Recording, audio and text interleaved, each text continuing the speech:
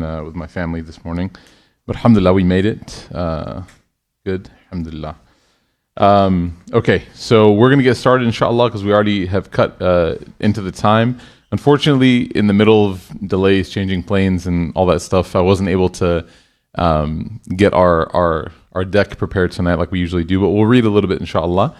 For those of you who want to send your questions, the Slido is open, slido.com, and then you can enter Heartwork as the code, and then we'll do the questions from there at the end. So we have about 4 more sessions left of this text by Imam Muhasibi, rahimahullah. He's a great scholar who's given us an understanding, sort of a step-by-step on how to gain closeness to Allah and how to maintain closeness to Allah subhanahu wa ta'ala. This is something that everybody, as they kind of venture and go into adulthood, as you leave the protective nest of maybe like your parents or your family, everybody has to figure out on their own what their relationship with Allah subhanahu wa ta'ala is going to be, right? There will come a time when people will not remind you, your friends won't remind you, your parents won't remind you, people won't remind you. And so you have to be able to cultivate your own path, and you have to be able to train your heart to be the thing that reminds you, right? Because if the heart is not pure, if the heart is not healthy, then nothing else that we do will be healthy, as the hadith of the Prophet ﷺ says. So Imam Muhasibi, he gives some list of advice, and he's finishing now the text that we're reading. He's finishing with a series of different advices on how to gain this God consciousness. Basically, how to remember Allah when no one around you is reminding you of Allah. You have to remember Allah Ta'ala on your own. And he's given so far, we've gone over a few of them. So he says, for example, to leave every action that will demand an apology from you. He talks about, repelling jealousy by not looking at other people's belongings and their things that they have. So we went over a lot of these, alhamdulillah. Protect yourself. Last week we talked about protecting yourself from having a bad thought about people. Not to have bad thoughts and bad suspicions and bad ideas. Now, this isn't talking about when you know something is wrong. Like if you see something objectively wrong, you don't necessarily say that, that's it's okay, it's not a big deal, right? But when you see something where it's neutral, where it's kind of in the gray zone, you're not sure, then that's where your default should be to anticipate and to believe the best about people. So tonight, inshallah, we're going to go into one of the conversations that he brings, and that is that he talks about guarding your intellect, right? Allah subhanahu wa ta'ala gave every single human being, right, 2 main faculties: the ability to think, to process, to ponder, and also the ability to feel. You have these thoughts, but you also have intuition. You have the idea of what you should be doing, and you act based on both of those things. It's almost like you have the science and you have the art, okay? And so your brain is processing all of the possibilities and all the percentages, and if I do this, then what will happen? But your heart is more so processing the idea of, okay, what will this end up doing to me? How will this end up affecting me? And so Imam Muhasibi, you can tell that I taught Imam Tahawi's book recently. So Imam Muhasibi, he brings up the intellect, because a lot of times we talk about the heart and we focus on the heart and how things will affect us and they'll affect our heart. But we ignore that Allah Ta'ala gave us a very, very important tool. And that is that Allah Ta'ala gave us our intellect to be able to calculate and to be able to think. The Quran constantly demands people to think and to process and to project and speculate with your mind. What will happen if I do this? The people of Jahannam, may Allah protect us from being near them or amongst them. When they're asked in the Quran, why did you disobey? Why did you reject or disregard the prophets? They'll say, وَقَالُوا لَوْ كُنَّا نَسْمَعُ أَوْ نَعْقِلُ مَا كُنَّا فِي أَصْحَابِ السَّعِيرِ. They'll say, if only we listened, or if we thought, right? So the idea is that a person abandoning their intellect is not something that is good. If you abandon your intellect, it is one of the signs that a person is just following their desires because they're not thinking through. I mean, how many of us have made decisions, and after making that decision and dealing with the consequences, we say to ourselves, like, I wish I just thought it through. I wish I just thought about it. If only I had mentally thought about what will this do? the words that we say that we wish we could take back, okay? Or the things that we spend our time doing that we wish we could get that time back. So they say, وَقَالُوا لَوْ كُنَّا نَسْمَعُ أَوْ نَعْقِلُ. So the first step from that ayah we learn is that you have to be a person who listens. You have to be a person who hears. And the job of the Prophet Muhammad ﷺ was to come and deliver this message, which was to be heard. It was to be understood. A lot of us, our intellect is kind of, it's not marinated. It's not seasoned. Have you guys ever had the chicken of my people? Right? Half my people, my dad's side, right? Not seasoned, okay? So think of life without listening to Quran as being like an unseasoned life. Like you're living it, that's fine. But you actually don't have the spice that makes something worth having. And so when a person listens, there was a person whispering to somebody right now, like, yeah, he's half white. That's what that joke meant, okay? Someone's like, what does he mean, he's half white, okay? So the point is that the listening part is what unlocks the intellect, okay? We don't believe that religion is the suspension of intellect. That's a big misnomer. If you listen to all the zealots today, like the hyper-atheist zealots today, they're like, oh, religion's so foolish, it teaches people not to think. That's not true. The Quran literally asks, do you not think? Do you not ponder? Do you not reflect? Will you not think over the Quran? But it demands you to think about what? About something of substance. Think about revelation. Don't just think about what you want to think about, right? Every great philosopher, every great mind is just you. They're no better or no worse than you. You're just as capable as that person.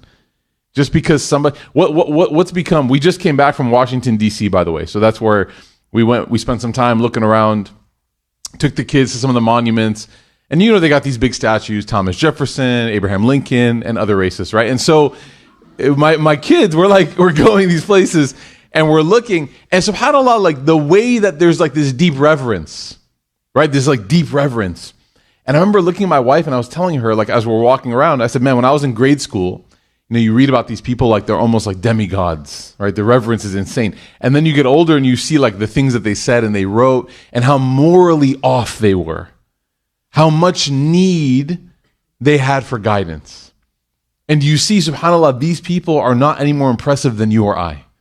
Yes, they may have accomplished things when it comes to politics, when it comes to establishing, a sovereign state. But as far as moral people, individuals who have a relationship with their Creator, they're not more impressive than anyone here, right? What makes somebody more impressive than anyone else here is their connection to the divine. That's what makes somebody impressive. That's why the Prophet Muhammad ﷺ is the most impressive, because he's not like you or I. He had a direct, uninterrupted connection to Allah subhanahu wa ta'ala. And by bringing that Quran to us, when a person gets closer to the Quran and closer to Allah, that's when they become more impressive. That's when they start to display these things. That's why we have these traces, right? Malcolm X, rahimahullah. That's why we have these individuals, people who lived in our time that accomplished great things. Why? Because they integrated the divine message into their heart. And they said, you know what? This is what's going to make me better as a person. So they say, وَقَالُوا لَوْ كُنَّا نَسْمَعُ. If only we had listened. The first question for any person who wants to be close to Allah is, do you listen to the message that Allah has sent? Do you listen to the message that Allah has sent? We've said this before, but the idea of like leaving Islam is something that is not uncommon, right? You see people that have left Islam, they're leaving Islam, etc. But the one question that I'll ask and that I challenge, I'm not pushing people, I'm open to talking to anybody about their Islam and their belief. But there is one challenge that I always put forth. I say, if you've never read the Quran and you claim to be leaving Islam, can you really say that you're leaving anything? Can you? It's like being like, I'm never going to that restaurant again. Really? What'd you have? I've never been. You can't say I'm never going back if you've never been. So if a person says, I'm leaving Islam. Okay, did you read the Quran? No. Did you read the Sirah? No. Have you said the Hadith? No. What are you leaving? What are you actually leaving? Right? Now, that's not to say that people don't have religious challenges. But do you understand the point I'm making? The first step is to really read and immerse yourself into the book and understand what Allah subhanahu wa ta'ala is saying. And then, as a result of listening and reading, when Allah Ta'ala brings these examples and these challenges and these commands and these prohibitions, and Allah Ta'ala asks these deep questions, these aren't questions that we can ask each other. These are questions that you can only be asked when you're sitting by yourself and no one's around you, and the Quran is demanding you to think and answer for yourself. It's not about impressing anybody or leaving an image or hoping that your reputation is a certain way. No, the Quran is not challenging you about your reputation. It's challenging about your reality. Who are you? When Allah Ta'ala asks you, how do you think about people? How do you think about people, for example, that are asking for help, for aid, for food? Allah Ta'ala, He mentions in the Quran that the people who disbelieve in the Quran, in the Day of Judgment, أَرَأَيْتَ الَّذِي يُكَذِّبُ بِالدِّينِ فَذَلِكَ الَّذِي يَدُعُ الْيَتِيمِ. How many times have we walked by somebody asking for food or for help? And we just think that, okay, it's normal, right? It is what it is. Inshallah, Allah will take care of them. Allah equates that behavior of not having sympathy for the orphan, for those who are in need, He equates that with denying the Day of Judgment. That's a realization that somebody can only come to terms with. If we all asked each other, hey, do you take care of people? Do you want to help those who are in need? We'll say, yeah, inshallah, mashallah, inshallah, mashallah. All right, dhikr speak. But then you ask yourself, like, when's the last time that I actually put myself forward to do what the Quran is challenging me to do? فَذَلِكَ الَّذِي يَدُعُ الْيَتِيمِ وَلَا يُحُدُّ right? From the ta'am al-miskin. The person does not encourage giving the food to those who are poor. فَوَيْلٌ لِلْمُصَلِّينَ الَّذِينَ هُمْ فِي صَلَاتِهِمْ سَاهُونَ. They only pray to be seen. They only pray to be witnessed. وَالَّذِينَ هُمْ يُرَاءُونَ وَيَمْنَعُونَ الْمَاعُونَ. They want to build this perception, this reputation, but in actuality, there are those that are an obstacle towards good. May Allah protect us. So the Quran asks these deep questions. And by the way, that's from the 30th juz.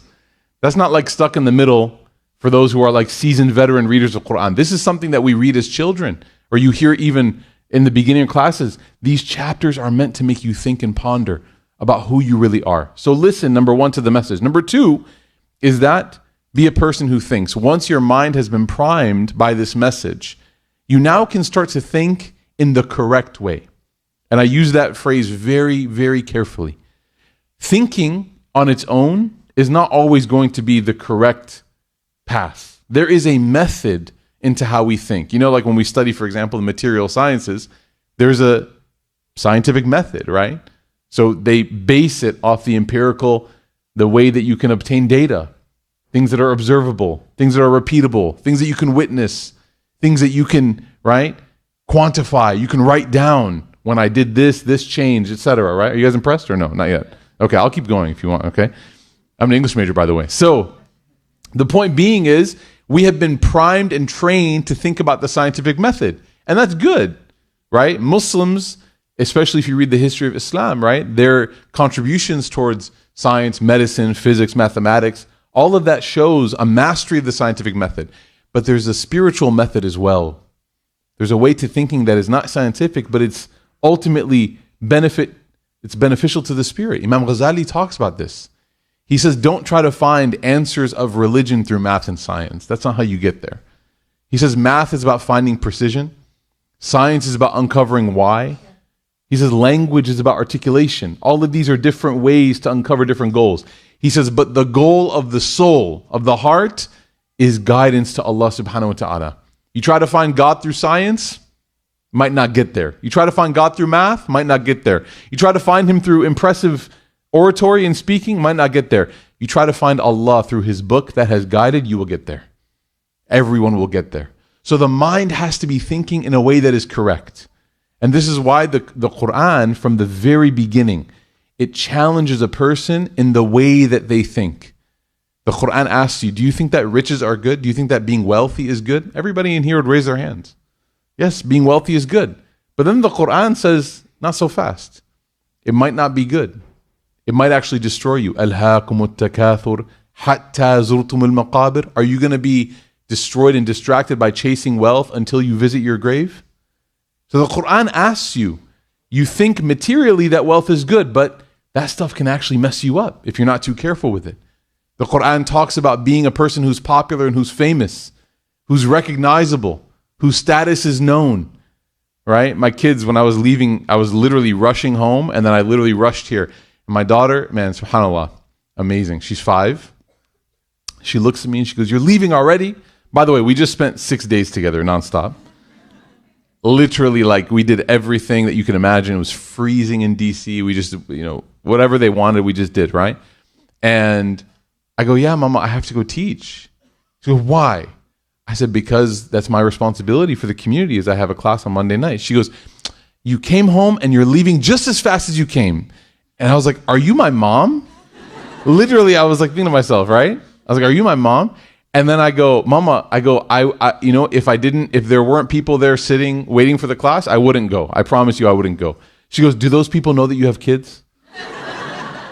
I was like, "They do.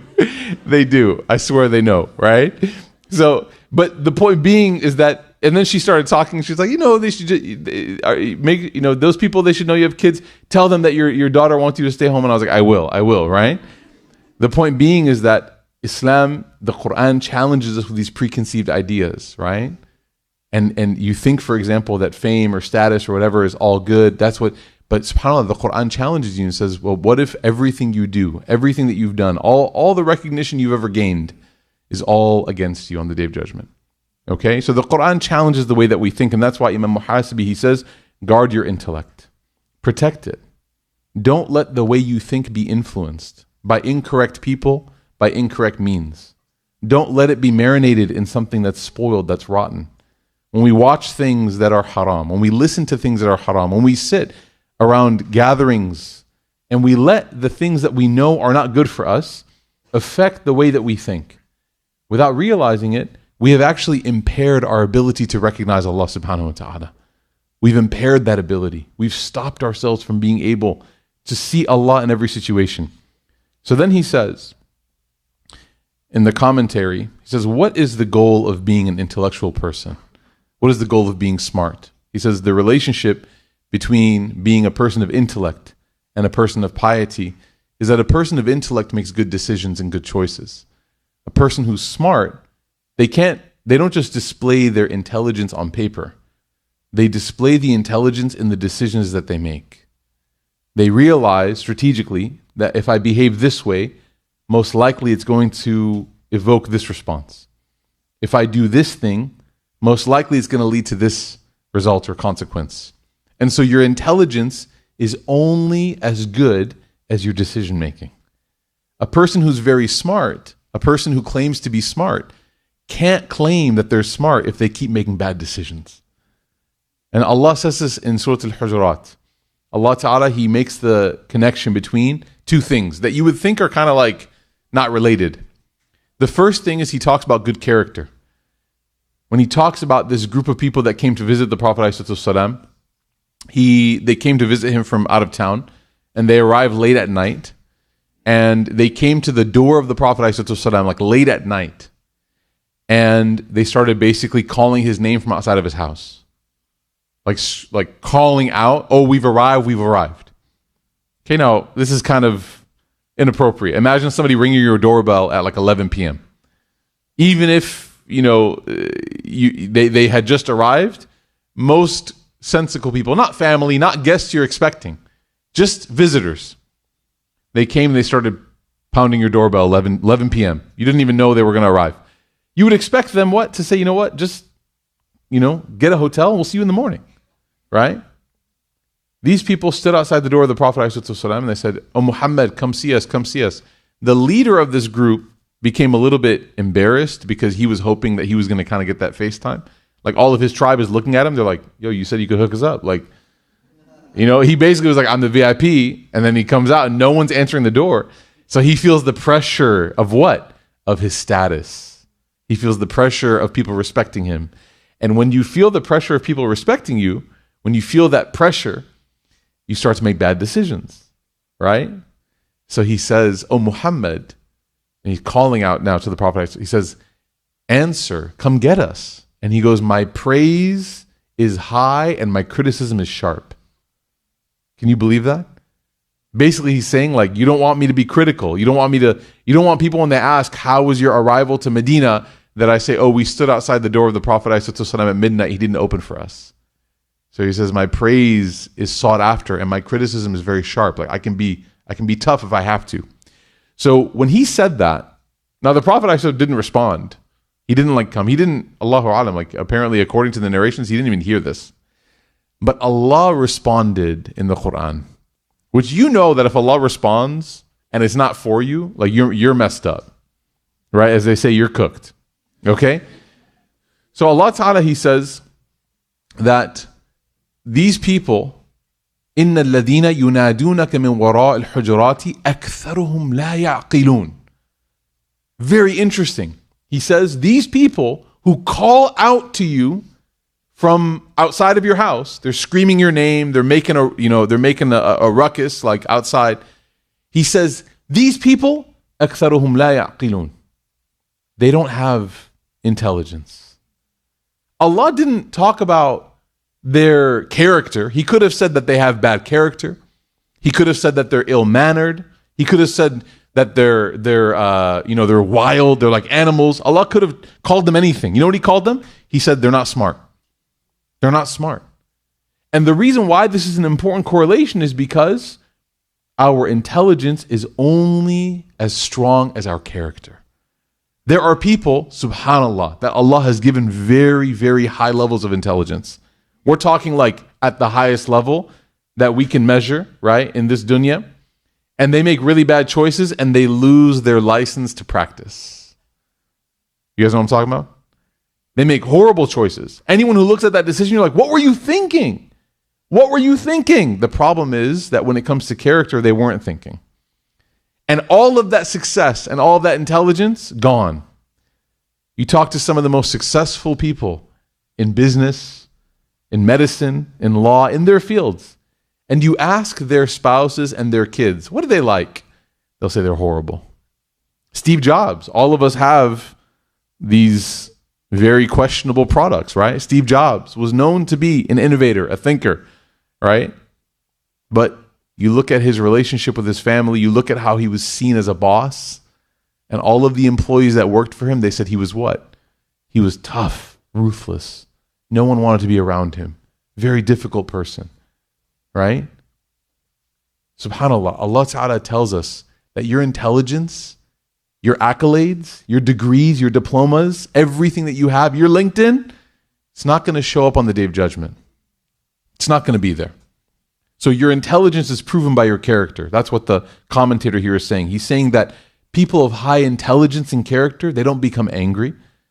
He said, nothing removes your decision-making ability quicker than anger. When you become frustrated and angry, you do things that you know you shouldn't do. You say things that you regret. The Prophet ﷺ repeatedly told somebody, he said, Awsini ya Rasulullah, give me advice. The Prophet said, La taghdab, don't become angry. He said it again and again and again. The Prophet ﷺ said, do not become angry. Why? Because in a state of anger, you make very unwise decisions. Okay? Another reason why a person needs to be of good character and not just of high intellect is because you and I have humble beginnings. We're humble people. You might drive something shiny. You might live somewhere nice. You might have nice clothes, right? The Vela girlies, right? Representing, mashallah. Brothers might have something. Look, we might all have the outer manifestations of nice things, but we're just very humble creation. Allah Ta'ala, He gave us honor, but that honor is only correlated with our piety. Inna akramakum indallahi atqakum. Right? There's a reason why out of everything that we could have been created from, Allah made the human being from dirt, from clay. Even Shaitan, Iblis, when he had trouble, when he was refusing to bow to Adam, alayhi salam, he even brought up this rejection. What was his point was what? Ana khayrun min. I'm better than them. Khalaqtani min nar wa khalaqtuhu min teen. You made me from fire. Fire is better than clay. You made me from something better than them. So the substance in which our father Adam alayhi salam was made from, and subsequently our substance, is a very humble substance. And there's no reason for a person to feel better than somebody just because they can dress up dirt better than somebody else, or because they can put makeup better than somebody else. It's just clay. Or because one person made of clay drives a car that has a different logo on it than another person who's driving a car. The person driving the car is not better than the person waiting for the bus. The person who puts their clothes in the washing machine is not better than the one who's washing it by hand. These are false understandings that the mind that is not cultivated by Iman cannot think properly about. Right? And so he says, intelligence reminds the person that you are nothing but dust. You are nothing but dirt. And subhanAllah, how incredible and how poignant and how sad and scary is it that when we pass away, when we die, and we are buried in the earth, what do we say when a person is at their janazah? We say what? The phrases from the Quran is that what? You were made from dirt, right? And you will return to dirt and you will become dirt once more. How poignant is it? How powerful is it that when we're buried into the earth, if you open up that person's grave and you were to look and see what was of them, there would be nothing left except for their bones. And this was the power of the Quran. Allah Ta'ala, He tells us that just like I made you, the earth will take you back and I will bring you back in the state that you were in. There was a famous story of Hassan al-Basri, rahimahullah. The story is amazing because it shows you that scholars have swagger. Right, mashallah. And Hassan al-Basri, rahimahullah, he was a very, mashallah, he was a sharp guy. Okay? And some of the narrations also say that he was very, he had broad shoulders. He was he was a handsome guy. And so he kind of had that confidence. So one time he was walking and he bumped into somebody, accidentally bumped into somebody who was known to be like a very wealthy and pompous person, like an arrogant person. And that person looked at him and kind of gave him this look like, what's wrong with you? And he asked him this question, which I guarantee you the moment he asked him, he regretted it.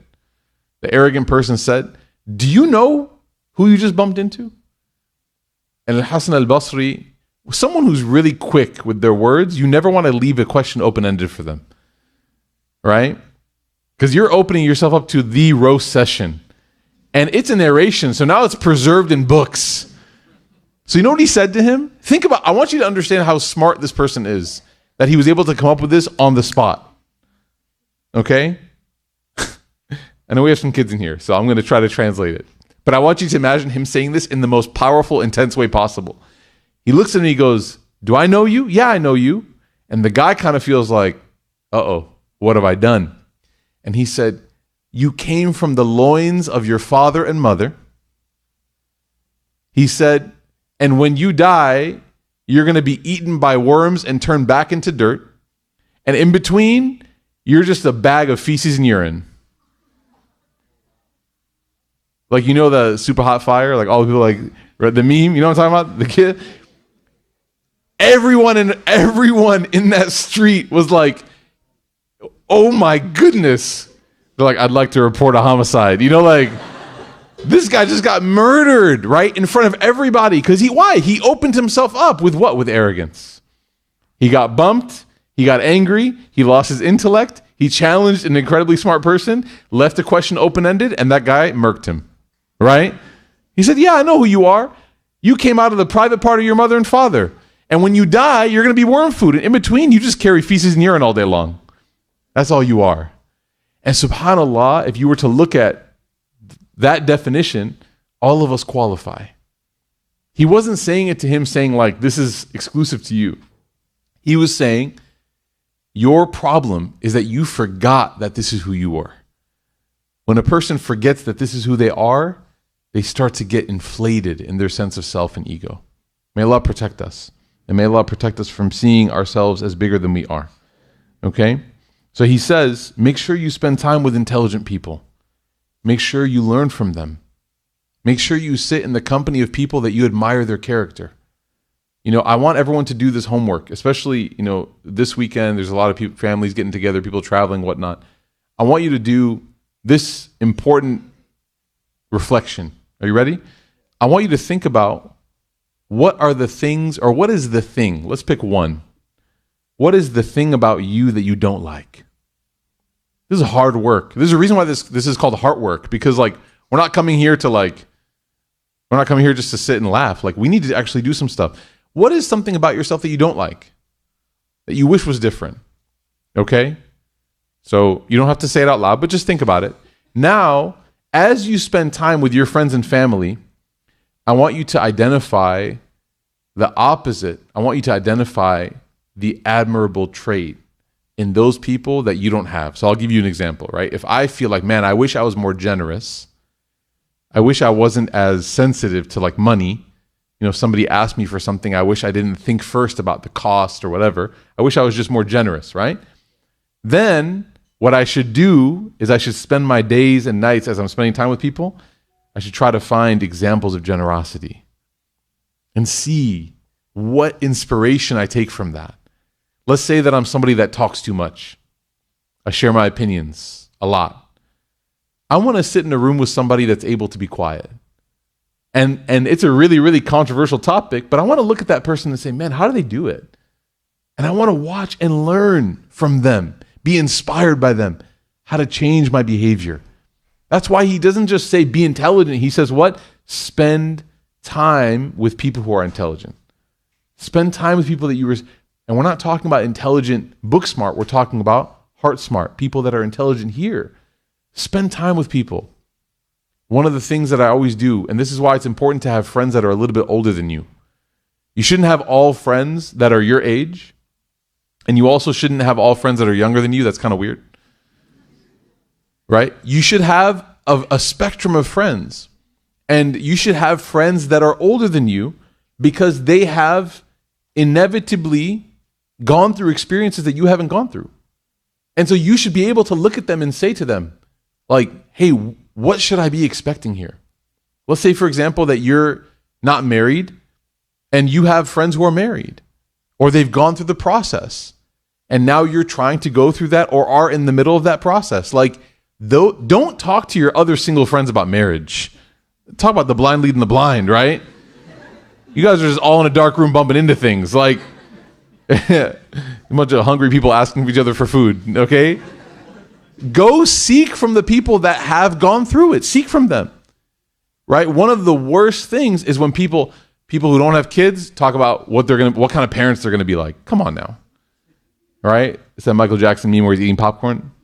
I love those conversations. I'm in a WhatsApp group with a bunch of dudes who don't have kids. They're like, when I'm a dad, I'm like, be quiet, right? Be quiet. Actually, I just take a lot of screenshots because then later, when they're like, I'm never going to let my kid near a screen. I'm like, you are literally Abu iPad. Like your son is like, and it's because why? Because we all have this crazy, removed, ideal understanding of who we are. So go speak to people who are experienced. There's a statement in Arabic where they say, ask the one who has experienced it, not the one who is wise. And what they mean by that is the person who's wise can always answer in theory. Like a person who knows stuff in theory can say, yeah, we should all be patient. We should all be this. We should all be that. But ask the one who's lived it, because there's a wisdom there that is unlike anything else. Ask the person who's gone through it. Okay? So seek some advice from people that are a little bit older than you. Also, he gives the example and he says the reason why clay, subhanAllah, why did Allah Ta'ala make us from clay? He says clay is malleable. It's firm enough to be strong, but it can be changed, right? When they mold clay, the pottery people, when they're spinning I don't know what it's called, when they're spinning the wheel, pottery wheel. There we go. Thank you. Jazakallah khairan. Person spinning the pottery wheel, they're molding it, and they're able to manipulate the shape of that. You're not a finished product, and the more you see yourself as being like, okay, this is who I am, the less chance you're giving yourself to change. When you look at yourself every day in the mirror, remind yourself that you're not finished. There's a lot of change that you can accomplish. There's a lot of things that can be different about you as long as you just put forth the effort. Now, yes, some things might be more difficult than others, but you're not a complete, perfect being yet, right? We have to give ourselves the chance to change and remind ourselves that malleability is important. The next advice that he gives, and then we'll wrap up here and go to Q&A, is he says,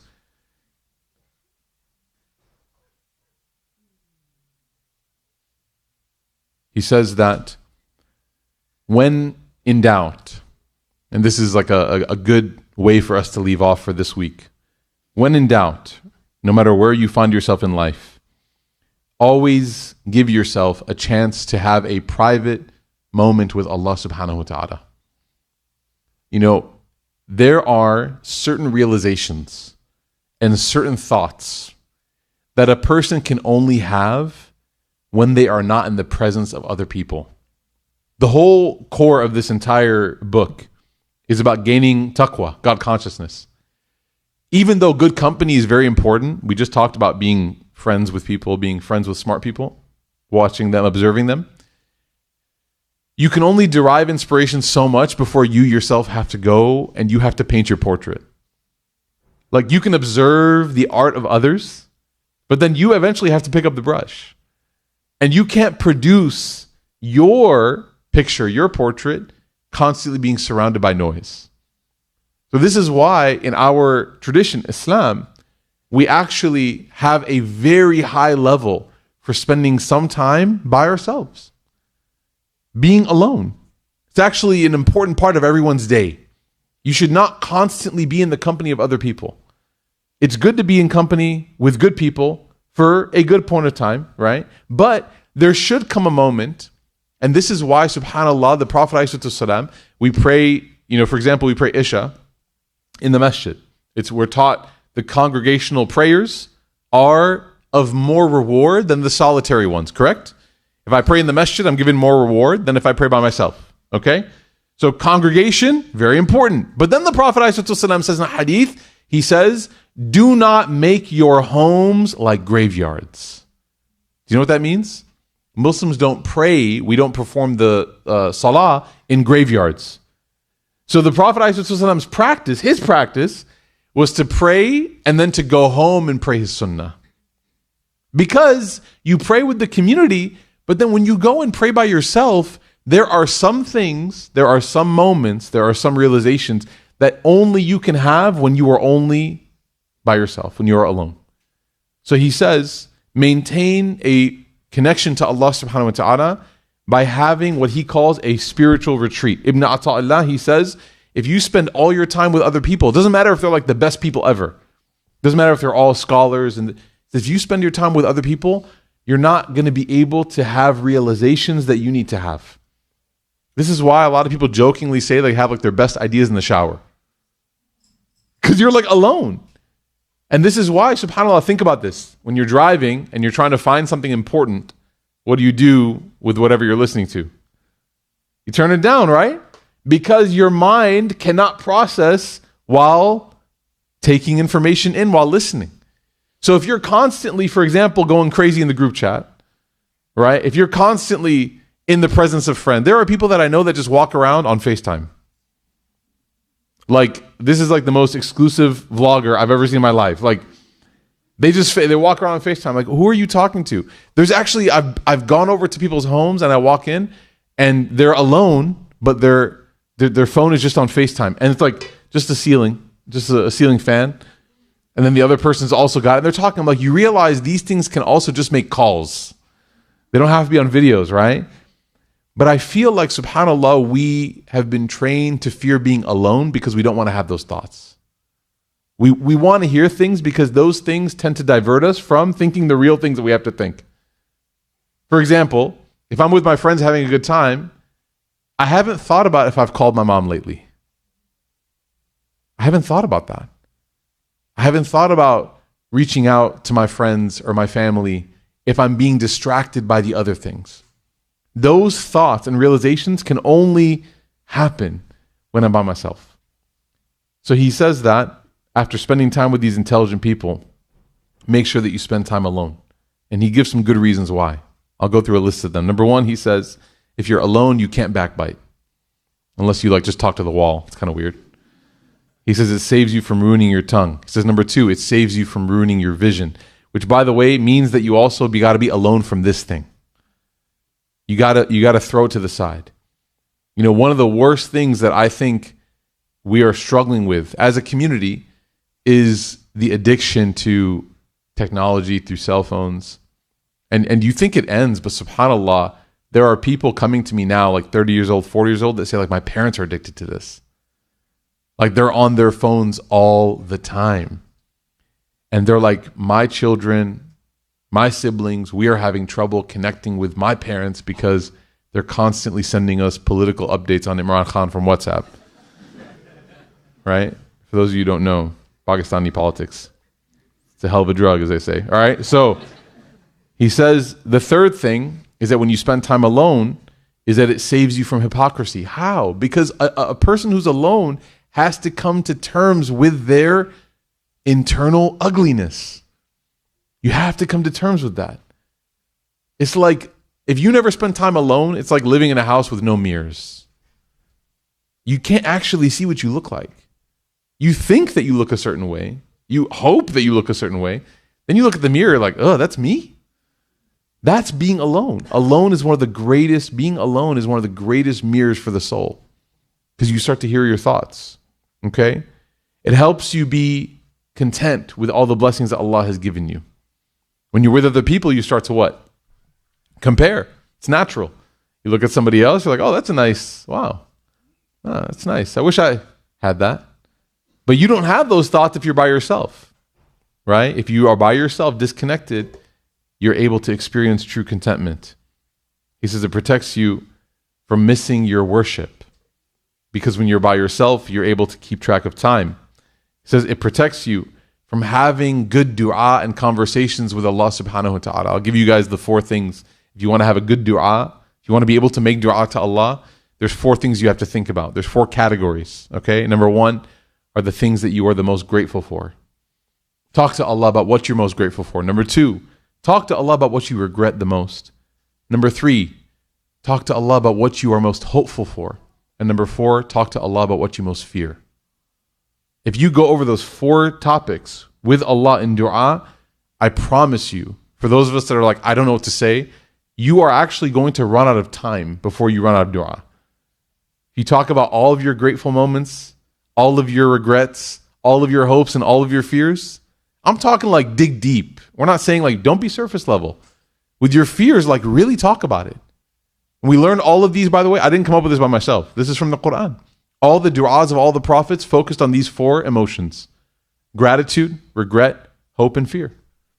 If your du'as circle around that, you're going to go for hours talking to Allah subhanahu wa ta'ala. But you can't do that around friends. Like, hey, you guys want to go get wings? Hold on. Allahumma. Don't be that person. That's not okay. You need intimate discourse with Allah subhanahu wa ta'ala. It gives you a sense of relaxation for the heart, not just for the body and for the mind, right? A lot of times we spend time with people because we seek to unwind with our mind and our bodies. Like we want to just relax, have some good food, right? Just catch up, just kind of talk. But we don't give our hearts a chance to relax. The hearts also need to relax, subhanAllah. And he says, ultimately, it protects the believer's soul from all of the vileness and the disputation that they might come into. We ask Allah Ta'ala to give us all the benefits of being in good company and spending time by ourselves. We ask Allah Ta'ala to protect us and to protect our minds, and to give our minds the ability to affect our character, and to make our minds a pathway towards piety, and to make our intellect something that guides us to Him and does not take us away from Him. Ameen Ya Rabbil Alameen. Okay, let's go ahead and discuss some of the Q&A, and then we'll go over for Salah. How should we react to seeing Muslim girls taking off their hijab? So anytime you see anybody that is doing something that is not what is pleasing to Allah subhanahu wa ta'ala, your first response should be to make dua for that person, always. That's always the first response. You make dua for that person. What's interesting is like the approach that people take towards cursing or reprimanding, that you don't find the Prophet ﷺ doing that. You don't find him doing that, right? What you find him doing, ﷺ, is you find him reminding people, but he also had a different status than you and I, right? So he's the Prophet, ﷺ, he's beloved to the person he's speaking to. If this is like a TikTok comment, you're like, I can't believe you, right? The reality is like, this person doesn't even know you.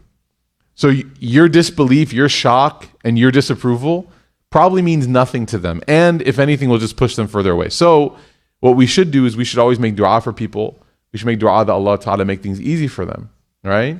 And just because somebody took one step away from Allah doesn't mean they can't take 10 steps towards Allah after that and come back, right? There's stories from the companions like that.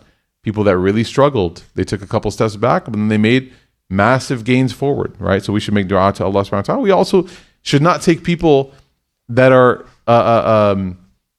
we should be careful who we kind of anoint as a role model. That's a really important thing as well. Just because somebody dresses well and looks nice doesn't mean that they're my role model spiritually, right? They can be my role model. Like I love Kyrie, right? Like Kyrie is the best ball handler that I think, when all is said and done, he's the best ball handler probably ever in the NBA. But no offense to him. Like I'm not trying to study Fatiha with him, I'm not gaining my spiritual, because that's not what I look to him for, right? I love Jaylen Brown, right? He goes crazy. MashaAllah, he went to Umrah, right?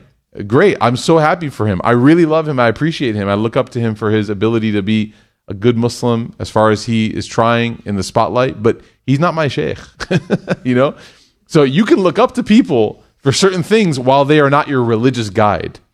It's important, right? And also, your religious sheikh might not be like your physical trainer.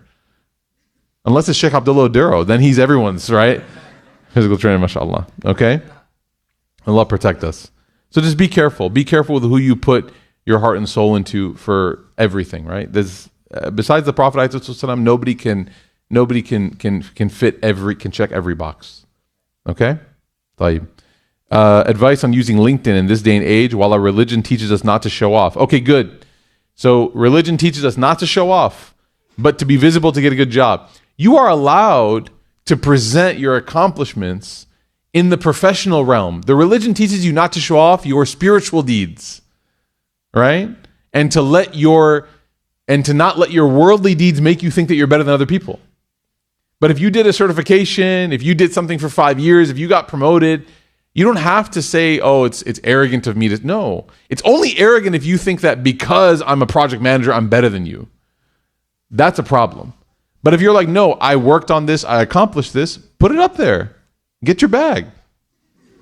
Donate to Roots. Yes. Let's do it. But don't let it... Okay, so the Prophet ﷺ, when they asked him what is arrogance, he said, Batarul haq wa ghamtun nas. Rejecting the truth and looking down on people. Okay, so as long as you're not doing those two things, then sharing your accomplishments is not wrong. What Islam taught us is to not share our spiritual accomplishments. To not pray tahajjud one night and say, yep, you guys see the bags under these eyes? That does not come from a person that's sleeping at tahajjud time, I'll tell you that. That's not what we should be doing. Okay? What is the ruling on a woman who wants to preserve her eggs, freeze her eggs?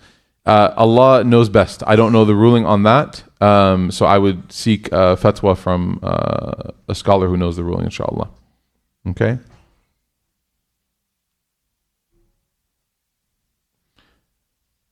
So I'm gonna like de-gender this, not in that way, but I'm gonna like remove the gender from this question because it's potentially applicable to both sides. I know this person that likes me, they're really good for me, and they would treat me right, but I'm not attracted to them. What do I do?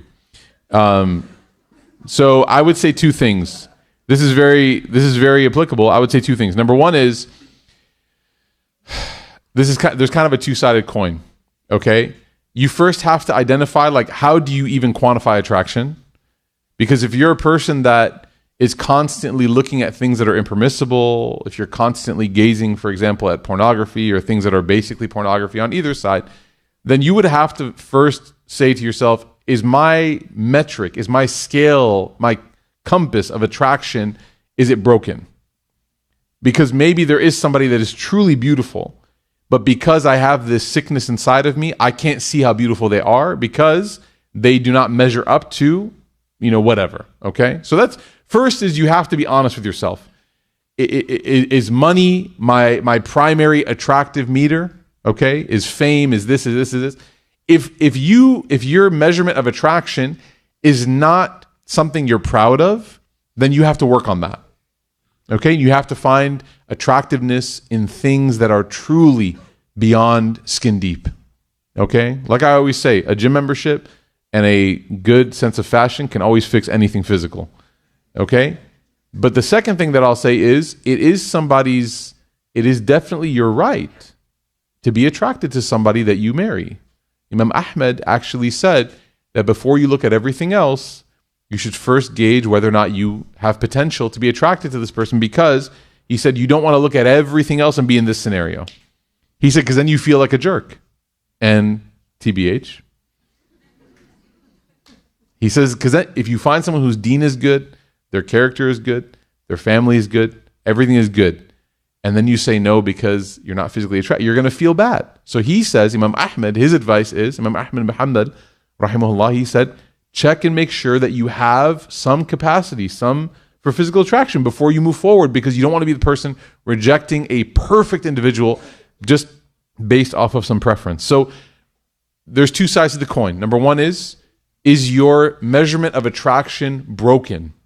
If it is broken, then you got to pause everything you're doing and you got to fix that. It might require therapy, it might require detox, it might require a lot, but you got to fix that. And then the other side of it is, if your measurement of attraction is generally healthy, then the other side of it is absolutely one of your rights is to be attracted to the person that you marry, and one of their hopefully rights is to feel attractive to you. May Allah Ta'ala give everybody in here a righteous and attractive spouse. Ameen ya Rabbil Alameen. Barakallahu feekum, everybody. And we'll end there on a high, hopeful note. Now I know what everyone's going to pray for during Isha. Okay. Take care, inshallah. May Allah accept from us. Wassalamu alaikum wa rahmatullahi wa barakatuh. Isha's in 2 minutes. Yeah. And it's in the Musalla. For those of you that haven't been here since our renovation, we're renovating our masjid for the next couple months. So our current Musalla is what was the multi-purpose hall. So it's right there. So you walk through, inshallah, step in and join us for Isha. It's in 2 minutes. If you sat on the back jacks, if you could help us stack those, we'd appreciate it. Jazakumullah khairan. And then after Salah, if you want to come help stack chairs, we'd appreciate that as well. Jazakumullah khairan. Wassalamu alaikum wa rahmatullahi wa barakatuh.